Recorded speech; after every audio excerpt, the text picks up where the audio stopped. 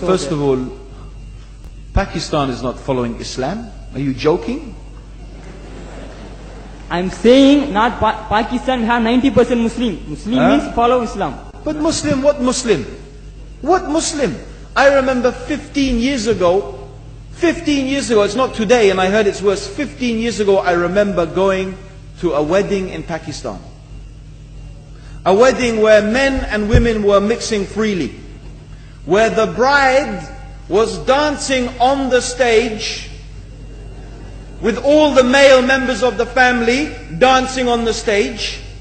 I am sure somewhere around, we probably hidden in a corner then, but I hear now it's open, drinking alcohol. What Muslim are we talking about? This was 15 years ago. Now I hear it's even worse. Oh yes, they're Islam. When the bride and the groom are walking to the car, they're holding the Quran over their head for blessing. That Islam? That's not Islam.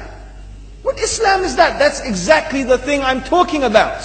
That's why the Muslims are in such a mess.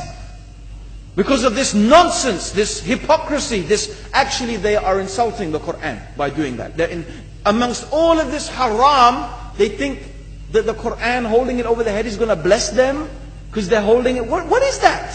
Where did they get this from? So, I don't know what we're talking about. In fact, this is the problem. You see, the Muslim world itself is so far from Islam. So many you find here in India. Well, I know it's not a Muslim country, but there are lots of Muslims here. But I don't know what sort of Muslim. Most of them go to the dargah and they call upon some dead person in the grave, and they think that by talking to a dead person, they're going to have their needs fulfilled. What's the difference between that and worshipping an idol? There's no difference, believe me. It's shirk. I've seen it myself with my own eyes. I'm praying in the masjid. The adhan goes. The people are praying in the masjid. And the people in the dargah are not coming to the mosque to pray. They're still going around the dargah and making all their whatever the things they do. What's that? That's not Islam. You go to many countries. You find Pakistan, you want to see Islam in Pakistan. You know, in England, in every street corner we have a pub. You know what's a pub? You know what's a pub? Like a bar, you know, a place where you sit and drink alcohol. Yeah? Yes? In Pakistan, believe me, they have something worse than that. Yes, worse. On every street they have a picture of a palm. Everywhere you see it. Hanging from the windows. They have the picture of a palm. What's that advertising? Something worse than drinking alcohol. An invitation to disbelieve in Allah. That they're going to read your hand and tell your fortune. Shirk. It's shirk.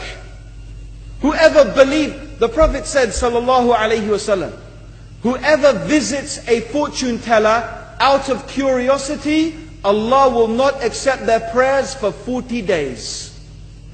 Whoever believes in the fortune teller has disbelieved in Allah and His Messenger. That includes, by the way, horoscopes. Yet and you see in Pakistan, a picture everywhere of a hand. Worse than a pub. Worse than a pub.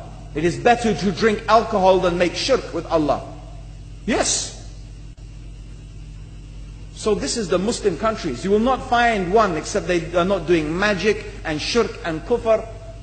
Or except maybe one or two you will find.